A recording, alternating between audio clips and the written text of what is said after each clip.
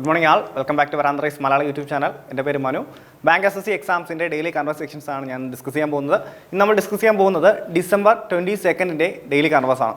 Okay കൺവേഴ്സിലോട്ട് പോകുന്ന മുമ്പായിട്ട് വരാന്തറൈസിൻ്റെ 6 level practice method just ഒന്ന് പരിചയപ്പെടുത്തരാം. അപ്പോൾ നമ്മുടെ വരാന്തറൈസിൽ ഒരു ബ്രാഞ്ചിൽ നിങ്ങൾ അഡ്മിഷൻ എടുക്കുകയാണെങ്കിൽ നിങ്ങൾക്ക് ആദ്യം പ്രൊവൈഡ് ചെയ്യുന്നത് ക്ലാസ്സസ് ആയിരിക്കും. ആ ക്ലാസ് ബേസ് ചെയ്തിട്ടുള്ള ബേസിക് സർക്കിൾ, നെക്സ്റ്റ് വരുന്നത് extreme circle, mains level contents focus ചെയ്ത് പോകുന്ന extreme circles, next super batch. നമ്മളൊരു ഇമ്പോർട്ടൻറ്റ് നോട്ടിഫിക്കേഷൻ വന്നതിന് ശേഷം ഒരു എക്സാം ഫോക്കസ് ചെയ്ത് പോകുന്ന ഒരു ബാച്ച് ആയിരിക്കും സൂപ്പർ ബാച്ച്. അതിനകത്ത് പ്രിലിംസിൻ്റെയും മെയിൻസിൻ്റെയും സെപ്പറേറ്റ് ഒരു ട്രെയിനിങ് നിങ്ങൾക്ക് പ്രൊവൈഡ് ചെയ്യുന്നതായിരിക്കും.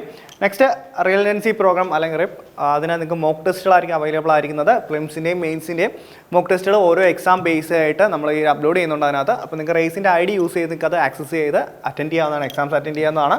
നെക്സ്റ്റ് വരുന്നത് മോക്ക് ഇൻ്റർവ്യൂസ് ആണ്. നമ്മുടെ ബാങ്കിൻ്റെ ചില എക്സാംസിന് മെയിൻസ് ക്ലിയർ ആയി കഴിഞ്ഞാൽ ഇൻ്റർവ്യൂസ് ഉണ്ടായിരിക്കും. ഓക്കെ, അപ്പോൾ ആ ഇൻ്റർവ്യൂവിന് വേണ്ടി നിങ്ങൾ പ്രിപ്പയർ ചെയ്യുന്ന ഒരു സെക്ഷനാണ് മോക്ക് ഇൻ്റർവ്യൂ സെക്ഷൻ എന്ന് പറയുന്നത്. അതിനകത്ത് നിങ്ങൾക്ക് ഇൻ്റർവ്യൂ റിലേറ്റഡ് ആയിട്ടുള്ള ക്ലാസ്സസ്, അതുപോലെ പേഴ്സണൽ ഇൻ്റർവ്യൂസ് ഒക്കെ നമ്മൾ പ്രൊവൈഡ് ചെയ്യുന്നതായിരിക്കും. അപ്പോൾ ഇതാണ് വരാന്തറൈസിൻ്റെ 6 ലെവൽ പ്രാക്ടീസ് മെത്തേഡ് എന്ന് പറയുന്നത്. ഈ 6 ലെവൽ പ്രാക്ടീസ് മെത്തേഡിലൂടെ നിങ്ങൾക്ക് എക്സാംസ് ഈസി ആയിട്ട് ക്രാക്ക് ചെയ്യാവുന്നതായിരിക്കും. ഓക്കെ, അപ്പോൾ നമ്മുടെ വരാന്തറൈസിൽ ഓൺലൈനായിട്ടും ഓഫ്ലൈനായിട്ടും നിങ്ങൾക്ക് അഡ്മിഷൻസ് എടുക്കാവുന്നതാണ്. അപ്പോൾ ഓഫ്ലൈൻ അഡ്മിഷൻസിന് വേണ്ടിയിട്ട് അല്ലെങ്കിൽ തിങ്കൾ മുതൽ വെള്ളി വരെ നമ്മൾ ഇൻസ്റ്റിറ്റ്യൂട്ടിൽ വന്ന് നിങ്ങൾ പഠിക്കാൻ തയ്യാറാണ്, നിങ്ങൾക്ക് ഓഫ്ലൈൻ ചൂസ് ചെയ്യാവുന്നതാണ്. അപ്പോൾ ഓഫ്ലൈൻ കോഴ്സസ് സെലക്ട് ചെയ്യാനായിട്ട് ഈ ഒരു നമ്പറിൽ കോൺടാക്ട് ചെയ്യുക. അതിൽ ഓൺലൈൻ കോഴ്സിൻ്റെ ഡീറ്റെയിൽസ് അറിയാനായിട്ട് താഴെ കാണുന്ന നമ്പറിൽ കോൺടാക്ട് ചെയ്യാം. ഓക്കെ, നമ്മുടെ ഇന്നത്തെ കണ്ടവേഴ്സ് ന്യൂസിലോട്ട് പോവാം. നമ്മുടെ ഇന്ന് ആദ്യത്തെ news, ministry of environment, forest and climate change launch ചെയ്ത Indian forest and wood certification scheme. Okay, അപ്പോൾ അവരൊരു പുതിയൊരു scheme, ministry of environment, forest and climate change ചെയ്ത് പുതിയൊരു സ്കീം ലോഞ്ച് ചെയ്തു. Indian forest and wood certification scheme എന്നാണ് അതിൻ്റെ പേര്. ഓക്കെ, ആ scheme to encourage sustainable forest management. Okay, അപ്പോൾ സസ്റ്റൈനബിൾ ഫോറസ്റ്റ് മാനേജ്മെൻറ്റിനും അതുപോലെ അഗ്രോ ഫോറസ്ട്രിക്കും വേണ്ടിയിട്ടാണ്. Agro forestry in India by offering voluntary third party certification. Okay, അപ്പോൾ തേർഡ് പാർട്ടി യൂസ് ചെയ്തുകൊണ്ട് സർട്ടിഫിക്കേഷൻ പ്രൊവൈഡ് ചെയ്യുന്ന സസ്റ്റൈനബിൾ ഫോറസ്റ്റ് മാനേജ്മെൻറ്റിന് സർട്ടിഫിക്കേഷൻ പ്രൊവൈഡ് ചെയ്യുന്ന ഒരു സ്കീം എന്ത് ചെയ്തതാണ് ministry of environment, forest and climate change introduce ചെയ്യാൻ വേണ്ടി പോവുകയാണ്. ഓക്കെ, അതുപോലെ ഈ ഒരു സ്കീം ആരാ governed by Indian forest and wood certification council and operated by Indian institute of forest management in Bhopal as the designated scheme operating agency. Okay, അപ്പോൾ ആ സ്കീമിൻ്റെ ഓപ്പറേറ്റിംഗ് ഏജൻസി ആരായിരിക്കും? Indian institute of forest management ഭോപ്പാലാണ് അതിൻ്റെ designated agency എന്ന് പറയുന്നത്. അതുപോലെ അത് ഗവേൺ ചെയ്യുന്ന ആരായിരിക്കും? Indian forest and wood certification കൗൺസിലായിരിക്കും എന്ത് ചെയ്യുന്നത്, അത് ഗവേൺ ചെയ്യുന്നത്. ഓക്കെ, അപ്പോൾ ആ സ്കീം റിലേറ്റഡ് ആയിട്ട് അത്രയും കാര്യങ്ങൾ ഓർത്ത് വെച്ചേക്കാം. അത് ആ സ്കീം കൊണ്ടുവന്ന ഏത് മിനിസ്ട്രിയാണ്? Ministry of environment and forest and climate change എന്ന് പറയുന്ന ആ ഒരു മിനിസ്ട്രിയാണ് എന്ത് ചെയ്തിരിക്കുന്നത്, എൻവയോൺമെൻറ്റ് മിനിസ്ട്രിയാണ് ഈ ഒരു സ്കീം ഇൻട്രൊഡ്യൂസ് ചെയ്തേക്കുന്നത്. ഓക്കെ, അപ്പോൾ നമുക്ക് ആ ന്യൂസ് കഴിഞ്ഞു അടുത്ത ന്യൂസിലോട്ട് പോവാം. Okay, department of industry and internal trade released report on logistics cost in India. NCAER estimate India's logistics cost at 7.8 to 8.9% of GDP. Okay, അതായത് department of industry and internal trade എന്ത് ചെയ്തു, ഒരു report release ചെയ്തു. ആ report പേരെന്താണ്? Logistics cost in India. Okay, logistics cost in India എന്ന് പറയുന്ന report release ചെയ്തു. ഓക്കെ, ആ റിപ്പോർട്ടിൽ എന്താണ് പറഞ്ഞിരിക്കുന്നത് നോക്കാം. Good morning all. Welcome back to Veranda Race Malayalam YouTube channel. എൻ്റെ പേര് മനു.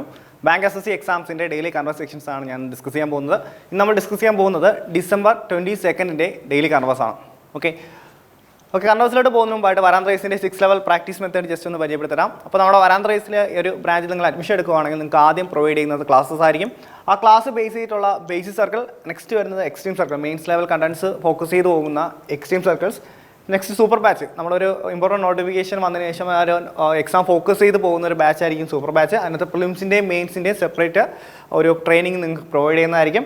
നെക്സ്റ്റ് റിയലൻസി പ്രോഗ്രാം അല്ലെങ്കിൽ റിപ്പ്, അതിന് നിങ്ങൾക്ക് മോക്ക് ടെസ്റ്റുകളായിരിക്കും അവൈലബിൾ ആയിരിക്കുന്നത്. പ്രിലിംസിൻ്റെയും മെയിൻസിൻ്റെയും മോക്ക് ടെസ്റ്റുകൾ ഓരോ എക്സാം ബേസ് ആയിട്ട് നമ്മൾ ഈ അപ്ലോഡ് ചെയ്യുന്നുണ്ട് അതിനകത്ത്. അപ്പോൾ നിങ്ങൾക്ക് റേസിൻ്റെ ID യൂസ് ചെയ്ത് നിങ്ങൾക്ക് അത് ആക്സസ് ചെയ്ത് അറ്റൻഡ് ചെയ്യാവുന്നതാണ്, എക്സാംസ് അറ്റൻഡ് ചെയ്യാവുന്നതാണ്.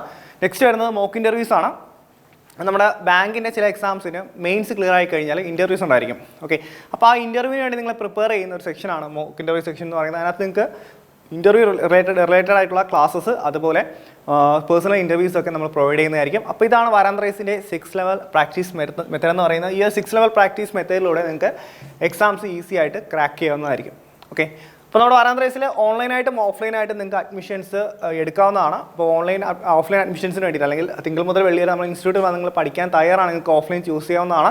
അപ്പോൾ ഓഫ്ലൈൻ കോഴ്സസ് സെലക്ട് ചെയ്യാനായിട്ട് ഈ ഒരു നമ്പറിൽ കോൺടാക്ട് ചെയ്യുക. അതിൽ ഓൺലൈൻ കോഴ്സിൻ്റെ ഡീറ്റെയിൽസ് അറിയാനായിട്ട് താഴെ കാണുന്ന നമ്പറിൽ കോൺടാക്ട് ചെയ്യാം. ഓക്കെ, നമ്മുടെ ഇന്നത്തെ കറണ്ട് അഫയേഴ്സ് ന്യൂസിലോട്ട് പോവാം. നമ്മുടെ ഇന്ന് ആദ്യത്തെ news, ministry of environment, forest and climate change launch ചെയ്ത Indian forest and wood certification scheme. Okay, അപ്പോൾ അവരൊരു പുതിയൊരു scheme ministry of environment, forest and climate change എന്ത് ചെയ്തു, പുതിയൊരു സ്കീം ലോഞ്ച് ചെയ്തു. Indian forest and wood certification scheme എന്നാണ് അതിൻ്റെ പേര്.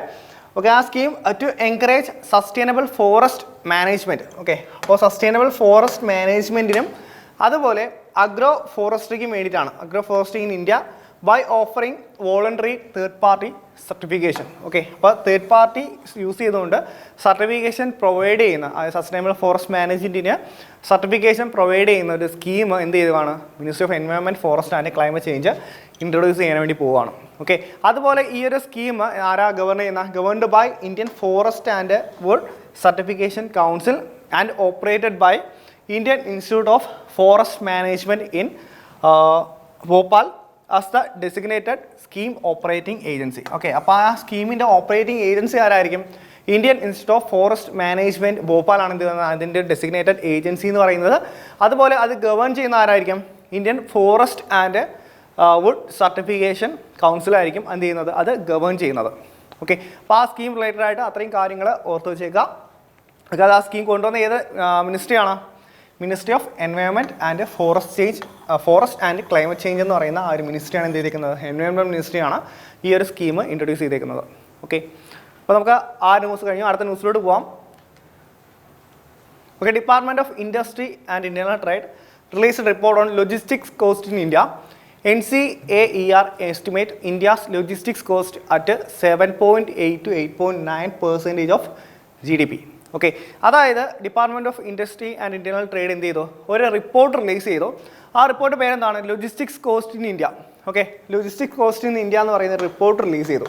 ഓക്കെ, ആ റിപ്പോർട്ടിൽ എന്താണ് പറഞ്ഞിരിക്കുന്നത് നോക്കാം.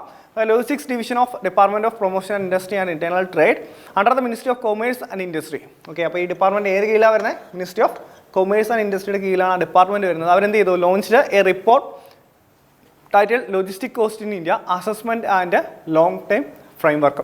ഓക്കെ, ആ റിപ്പോർട്ടിൻ്റെ പേരെന്താണ്? Logistics cost in India assessment and long time framework എന്നാണ് ആ റിപ്പോർട്ടിൻ്റെ പേര് പറഞ്ഞേക്കുന്നത്.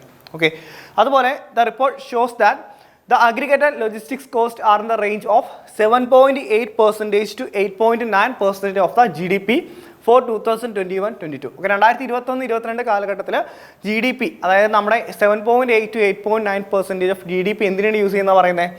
ലോജിസ്റ്റിക്സ് എന്ന് എന്താണ്?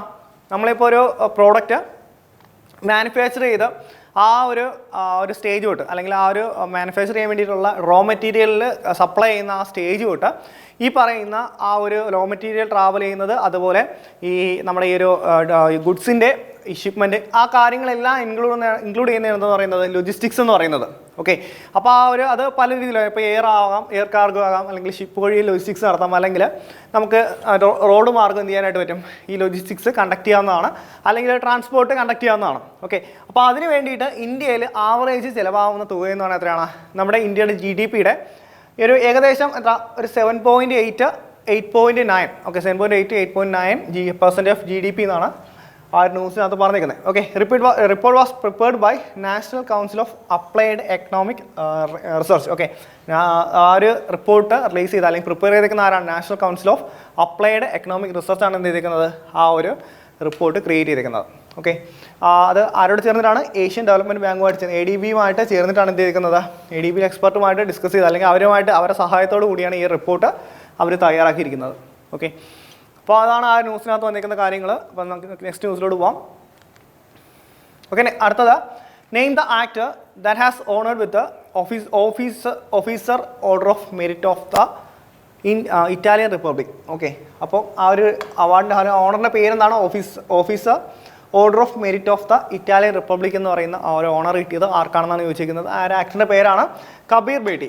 ഓക്കെ, കബീർ ബേട്ടിക്കാണ് എന്ത് ചെയ്തിരിക്കുന്നത്, ഈ ഒരു ഇറ്റാലിയൻ റിപ്പബ്ലിക്കിൻ്റെ ഓഫീസർ ഓർഡർ ഓഫ് മെറിറ്റ് കിട്ടിയിരിക്കുന്നത്. Okay, officer order of merit കിട്ടിയിരിക്കുന്ന ആർക്കാണ്? കബീർ ബേട്ടിക്കാണ്.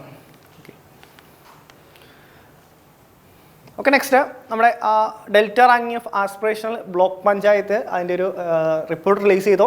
അപ്പോൾ അതിനകത്ത് Telangana Tiryani block ranked first in NITI Aayog's inaugural delta ranking of aspirational block panchayat. Okay, aspirational block panchayat block പ്രോഗ്രാമിൻ്റെ ബ്ലോക്ക് പഞ്ചായത്തിന് ഇൻക്ലൂഡ് ചെയ്യുന്ന ആസ്പിറേഷണൽ ബ്ലോക്ക് പ്രോഗ്രാമിൻ്റെ ആദ്യത്തെ ഡെൽറ്റ റാങ്കിങ് റിലീസ് ചെയ്തു. ആ ഡെൽറ്റ റാങ്കിങ്ങിൽ ഏറ്റവും ടോപ്പിൽ നിൽക്കുന്ന ആരാണ്? തെലങ്കാനയുടെ തിരിയാനി ബ്ലോക്കാണ് ഏറ്റവും ടോപ്പിൽ നിൽക്കുന്നത്. Tiryani block of Kumaram Bheem Asifabad district Telangana secured the first position in NITI Aayog's inaugural delta ranking of aspirational block programme for the first quarter of 2023-24. Okay, 2023-24 കാലഘട്ടത്തിലെ ആദ്യ ഫസ്റ്റ് ക്വാർട്ടറിലുള്ള ആസ്പിറേഷണൽ ബ്ലോക്ക് പ്രോഗ്രാമിൻ്റെ അതിൽ ഏറ്റവും ടോപ്പ് നിൽക്കുന്ന ആരാണ്? തെലങ്കാനയുടെ തിരിയാനി എന്ന് പറയുന്ന ബ്ലോക്കാണ്. Next Kaushambi block. Okay, U പിയിലെ കൗശാംബി ബ്ലോക്കാണ് സെക്കൻഡ് സ്പോട്ടിൽ നിൽക്കുന്നത്. ഓക്കെ, അപ്പോൾ സെക്കൻഡ് സ്പോട്ട് പറഞ്ഞിരിക്കുക. കൗശാംബി ബ്ലോക്ക് എവിടെയാണ്? സ്റ്റേറ്റ് യു പിയിലെ കൗശാംബി ബ്ലോക്ക്. ഫസ്റ്റ് നിൽക്കുന്നത് Tiryani block, Telangana. Next, this is the first time the ranking of block was calculated as part of the aspirational block programme. Okay, അപ്പോൾ അതായത് ആദ്യമായിട്ടാണ് ഇതുപോലൊരു റാങ്കിങ് ബ്ലോക്ക് പഞ്ചായത്തിന് അല്ലെങ്കിൽ ബ്ലോക്ക് ലെവലിൽ ഒരു റാങ്കിങ് കൊണ്ടുവരുന്നത് ആദ്യമായിട്ടാണ്. അപ്പോൾ ഇതിനകത്ത് ആസ്പിറേഷണൽ ബ്ലോക്ക് പഞ്ചായത്ത് പ്രോഗ്രാം എന്നാ ലോഞ്ച് ചെയ്തേക്കുന്നത്? അത് ലോഞ്ച് ചെയ്തത് ഈ വർഷമാണ്, ജനുവരി 2023. ഈ വർഷം ആദ്യം ജനുവരി 2023 എന്ത് ചെയ്തിരിക്കുന്നത്? ഈ ഒരു ആസ്പിറേഷണൽ ബ്ലോക്ക് പ്രോഗ്രാം എന്ന് പറയുന്ന ഈ പ്രോഗ്രാം ലോഞ്ച് ചെയ്തേക്കുന്നത് to enhance citizens quality of life in under developed blocks. Okay, under developed ബ്ലോക്സിൽ ഉള്ള സിറ്റിസൺസിൻ്റെ ക്വാളിറ്റി ഓഫ് ലൈഫ് ഇമ്പ്രൂവ് ചെയ്യാൻ വേണ്ടിയിട്ട് കൊണ്ടുവന്ന ഒരു പ്രോഗ്രാമാണ് ആസ്പിറേഷണൽ ബ്ലോക്ക് പ്രോഗ്രാം എന്ന് പറയുന്നത്. അത് ലോഞ്ച് ചെയ്ത ഡേറ്റ് ഓർത്ത് വെച്ച് അല്ലെങ്കിൽ ആ സമയം വർഷം ഓർത്ത് വെച്ച് ജനുവരി 2023 ഈ ആസ്പിറേഷണൽ ബ്ലോക്ക് പ്രോഗ്രാം ഇനാഗുറേറ്റ് ചെയ്തേക്കുന്നത്. Okay, next, name the personality who has honoured with the Royal Society of Chemistry's Nyholm prize for education. Okay, Nyholm prize for education കിട്ടിയത് ആർക്കാണ്? ആ ഒരു കെമിസ്ട്രിയുടെ കാറ്റഗറി റോയൽ സൊസൈറ്റി ഓഫ് കെമിസ്ട്രിയുടെ Nyholm prize for education ലഭിച്ചത് ആർക്കാണെന്നാണ് ചോദിച്ചിരിക്കുന്നത്. അതിൻ്റെ ആൻസർ എന്ന് പറയുന്നത് സാവിത ലഡാജെ. ഓക്കെ, സാവിത ലഡാജയ്ക്കാണ് എന്ത് ചെയ്തിരിക്കുന്നത്? ഈ ഒരു നൈലോം പ്രൈസ് ഫോർ എഡ്യൂക്കേഷൻ ലഭിച്ചിരിക്കുന്നത്. ഓക്കെ, അപ്പോൾ ആ ഒരു കൃത്യമായിട്ട് ഒരു അവാർഡ് ഓർത്ത് വെച്ചേക്കുക. അത് ഇമ്പോർട്ടൻ്റ് ആയിട്ടുള്ള കാര്യമാണ്. അത് നൈലോം പ്രൈസ് ഫോർ എഡ്യൂക്കേഷൻ കിട്ടിയ ആർക്കാണ്? സവിത ലഡാജയ്ക്കാണ്. ഓക്കെ, നെക്സ്റ്റ്, അത് കമ്മീഷൻ ചെയ്തേക്കുന്നത്. Okay. Next, which organization or center has signed a 5-year-long statement of intent with the National Institute for Transforming India? Okay, അല്ലെങ്കിൽ നിതി ആയോഗുമായിട്ട് 5 വർഷത്തെ സ്റ്റേറ്റ്മെൻറ്റ് ഓഫ് ഇൻറ്റൻറ്റ് സൈൻ ചെയ്തേക്കുന്ന organisation. Okay, എന്തിനു വേണ്ടിയാണ് സൈൻ ചെയ്തിരിക്കുന്നത്? To strengthen the policy and programme framework for agricultural transformation. Okay, അപ്പോൾ agricultural ട്രാൻസ്ഫോർമേഷന് വേണ്ടിയിട്ട് നിതി ആയോഗുമായിട്ട് 5 വർഷത്തെ സ്റ്റേറ്റ്മെൻറ്റ് ഓഫ് ഇൻറ്റൻറ്റ് സൈൻ ചെയ്തേക്കുന്ന കമ്പനി അല്ലെങ്കിൽ ഓർഗനൈസേഷൻ ഏതെന്നാണ് ചോദിച്ചിരിക്കുന്നത്.